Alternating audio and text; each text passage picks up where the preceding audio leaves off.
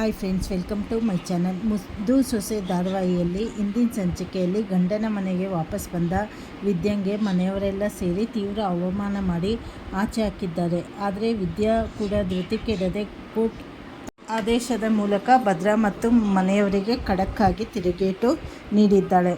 ಸಂಚಿಕೆ ಆರಂಭದಲ್ಲಿ ಸಾವಿತ್ರಿ ಮತ್ತು ಈಶ್ವರಿ ಇಬ್ಬರು ಕೋರ್ಟ್ನಲ್ಲಿ ನಡೆದ ವಿಚಾರವನ್ನೆಲ್ಲ ಬಂದು ಅಜ್ಜಮ್ಮ ಹಾಗೂ ಮೋನಾಳಿಗೆ ತಿಳಿಸ್ತಾರೆ. ಕೋರ್ಟ್ ಭದ್ರಾ ಮತ್ತು ವಿದ್ಯಾಂಗೆ 6 ತಿಂಗಳ ಕಾಲಾವಕಾಶ ನೀಡಿರುವುದನ್ನು ಕೇಳಿ ಅಜ್ಜಮ್ಮ ಮತ್ತು ಮೋನಾಳಿಗೆ ತುಂಬಾ ಖುಷಿಯಾಗುತ್ತದೆ. ಆದರೆ ಸಾವಿತ್ರಿ ಕೋರ್ಟ್ ಹೇಳಿದ ತಕ್ಷಣ ಅವಳು ಮಾಡಿದ ಮೋಸವನ್ನೆಲ್ಲ ಮರೆತು ನೀವು ಯಾಕೆ ಒಪ್ಪಿಕೊಂಡು ಬಂದ್ರಿ ಎಂದು ರೇಗ್ತಾಳೆ. ಅದಕ್ಕೆ ಅಜ್ಜಮ್ಮ, ಕೋರ್ಟ್ ರೂಪದಲ್ಲಿ ದೇವರು ಬಂದು ಅವರಿಬ್ಬರಿಗೂ 6 ತಿಂಗಳ ಕಾಲಾವಕಾಶ ಕೊಟ್ಟಿದ್ದಾರೆ.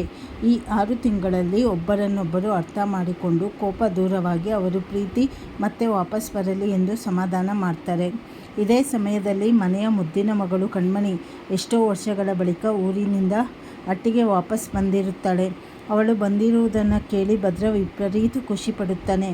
ಕಣ್ಮಣಿ ತನ್ನನ್ನು ಕರ್ಕೊಂಡು ಹೋಗಲು ಯಾರೂ ಬರಲಿಲ್ಲ ಎಂದು ಕೋಪ ಮಾಡಿಕೊಂಡಾಗ ಭದ್ರಾ ಬಳಿ ಬಂದು ಪ್ರೀತಿಯಿಂದ ಮಾತನಾಡಿಸಿ ನಗಿಸ್ತಾನೆ. ಆದರೆ ಕಣ್ಮಣಿ, ನಿನ್ನ ಹೆಂಡತಿ ವಿದ್ಯಾ ಎಲ್ಲಿದ್ದಾಳೆ?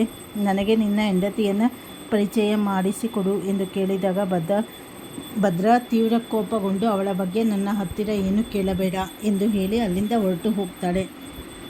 ನಂತರ ಈಶ್ವರಿ ಬಂದು ಕಣ್ಮಣಿಗೆ ವಿದ್ಯಾ ಮಾಡಿದ ಹಳೆಯ ಘಟನೆಗಳನ್ನೆಲ್ಲ ತಪ್ಪಾಗಿ ಹೇಳಿ ಅವಳ ಮನಸ್ಸನ್ನು ಪೂರ್ತಿ ಕೆಡಿಸ್ತಾಳೆ. ವಿದ್ಯಾ ಈ ಮನೆಗೆ ಬಂದು ನಮ್ಮ ಭದ್ರನ ಆಸೆ ಕನಸುಗಳನ್ನೆಲ್ಲ ನುಚ್ಚು ನೂರು ಮಾಡಿ ಇಡೀ ಮನೆಯ ನೆಮ್ಮದಿಯನ್ನೇ ಕಿತ್ತುಕೊಂಡು ಹೋಗಿದ್ದಾಳೆ ಎಂದು ಚುಚ್ಚಿ ಮಾತಾಡ್ತಾಳೆ. ಇದರಿಂದ ಕಣ್ಮಣಿಗೆ ವಿದ್ಯಾ ಮೇಲೆ ವಿಪರೀತ ಕೋಪ ಬರುತ್ತದೆ. ಸಿಟ್ಟಿನಲ್ಲಿ ಅವಳು ಮನೆಯಲ್ಲಿದ್ದ ಮಗುವಿನ ತೊಟ್ಟಿಲನ್ನು ಎತ್ತಿ ಬಿಸಾಡಿಸಲು ಮುಂದಾಗುತ್ತಾಳೆ. ಇದನ್ನು ಕಂಡು ಮನೆಯವರೆಲ್ಲ ಗಾಬರಿಯಾಗಿ ಓಡಿ ಬರ್ತಾರೆ. ಇದೇ ಸರಿಯಾದ ಸಮಯಕ್ಕೆ ವಿದ್ಯಾ ತನ್ನ ಬ್ಯಾಗ್ ಹಿಡಿದುಕೊಂಡು ಗಂಡನ ಮನೆಗೆ ಎಂಟ್ರಿ ಕೊಡ್ತಾಳೆ. ಅವಳನ್ನು ಕಂಡ ತಕ್ಷಣ ಕಣ್ಮಣಿ ತಡೆದು ನಿಲ್ಲಿಸಿ, ಈ ಅಟ್ಟಿಯವರ ಮುಖದಲ್ಲಿರೋ ನಗು ಮತ್ತು ಖುಷಿಯನ್ನು ಕಿತ್ತುಕೊಂಡಿರೋ ಮಹಾವಂಚಕಿ ನೀನು. ನಿನಗೆ ಈ ಮನೆಯೊಳಗೆ ಕಾಲಿಡಲು ಯಾವುದೇ ಹಕ್ಕಿಲ್ಲ. ಇನ್ಮುಂದೆ ಈ ಅಟ್ಟಿಯಲ್ಲಿ ನಿನಗೆ ಜಾಗವಿಲ್ಲ. ಇಲ್ಲಿಂದ ತಕ್ಷಣ ಹೊರಟು ಹೋಗು ಎಂದು ಎಲ್ಲರ ಎದುರೇ ತೀವ್ರವಾಗಿ ಅವಮಾನಿಸಿ ಆಚೆ ಹಾಕ್ತಾಳೆ. ಅಜ್ಜಮ್ಮ ತಡೆಯಲು ಬಂದರೂ ಕಣ್ಮಣಿ ಕೇಳುವುದಿಲ್ಲ. ಆಗ ವಿದ್ಯಾ ಕಿಂಚಿತ್ ಧೃತಿಗೆಡದೆ ಕಣ್ಮಣಿ ಮತ್ತು ಈಶ್ವರಿಗೆ ಖಡಕ್ಕಾಗಿ ತಿರುಗೇಟು ನೀಡುತ್ತಾಳೆ. ನೋಡಿ, ನೀವು ಈಗ ಇರುವ ಕೋಪದಲ್ಲಿ ನಾನು ಏನೇ ಸತ್ಯ ಹೇಳಿದರೂ ನಿಮಗೆ ಅರ್ಥವಾಗುವುದಿಲ್ಲ. ಈ ಸತ್ಯವನ್ನು ಕೇಳುವ ಮನಸ್ಥಿತಿಯೂ ನಿಮಗಿಲ್ಲ. ನಾನೇನು ಇಲ್ಲಿಗೆ ಸುಮ್ಮನೆ ಬಂದಿಲ್ಲ. ಕೋರ್ಟ್ ಆದೇಶ ನೀಡಿರುವುದಕ್ಕೆ ಬಂದಿರೋದು. ಬೇಕಿದ್ದರೆ ಈ ಕೋರ್ಟ್ ಆರ್ಡರ್ ಕಾಪಿಯನ್ನು ಒಮ್ಮೆ ನೋಡಿ ಎಂದು ಆರ್ಡರ್ ಕಾಪಿಯನ್ನು ಕೈಗಿಡುತ್ತಾಳೆ. ಇದನ್ನು ನೋಡಿ ಇಡೀ ಕುಟುಂಬಕ್ಕೆ ದೊಡ್ಡ ಶಾಕ್ ಆಗುತ್ತದೆ. ಅಷ್ಟಕ್ಕೆ ನಿಲ್ಲಿಸದ ವಿದ್ಯಾ, ನಾನೇನು ಈ ಅಟ್ಟಿಯ ಒಳಗಡೆ ಕಾಲು ಹಿಡಿಯುವುದಿಲ್ಲ. ಆದರೆ ಕೋರ್ಟ್ ಆದೇಶದ ಪ್ರಕಾರ ನನ್ನ ಗಂಡ ಭದ್ರ ನನ್ನ ಜೊತೆ ಬಂದು ಆಚೆ ಇರೋ ಶೆಡ್ನಲ್ಲಿ ಜೀವನ ಮಾಡಬೇಕು ಎಂದು ಸವಾಲು ಹಾಕ್ತಾಳೆ. ವಿದ್ಯನ ಈ ಅದ್ಭುತ ತಿರುಗೇಟಿಗೆ ಭದ್ರ ಒಪ್ಪಿ ಶೆಡ್ಗೆ ಹೋಗ್ತಾನ ಎಂಬುದನ್ನು ಮುಂದಿನ ಸಂಚಿಕೆಗಳಲ್ಲಿ ಕಾದು ನೋಡಬೇಕಿದೆ.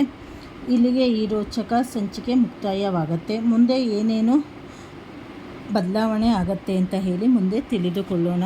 ಹಾಗೆ ಭದ್ರ ಮತ್ತು ವಿದ್ಯಾ ಒಂದಾಗ್ತಾರಾ ಅಂತ ಹೇಳಿ ಮುಂದಿನ ಸಂಚಿಕೆಗಳಲ್ಲಿ ತಿಳಿದುಕೊಳ್ಳೋಣ. ಹೊಸದಾಗಿ ಯಾರು ಚಾನಲ್ ನೋಡ್ತಾ ಇದ್ದೀರಾ, ಚಾನಲನ್ನು ಸಬ್ಸ್ಕ್ರೈಬ್ ಮಾಡ್ಕೊಳ್ಳಿ. ಹಾಗೆ ಬೆಲ್ ಬಟನ್ ಒತ್ತಿ, ಯಾಕೆಂದರೆ ನಾನು ಯಾವುದೇ ಸೀರಿಯಲ್ಲು ಹಾಕಿದ್ರೂ ನಿಮಗೆ ನೋಟಿಫಿಕೇಷನ್ ಬರುತ್ತೆ. ಹಾಗಾಗಿ ಲೈಕ್ ಮಾಡಿ, ನಿಮ್ಮ ಫ್ರೆಂಡ್ಸಿಗೆ, ನಿಮ್ಮ ಫ್ಯಾಮಿಲಿಗೆ ಶೇರ್ ಮಾಡಿ. ಧನ್ಯವಾದಗಳು.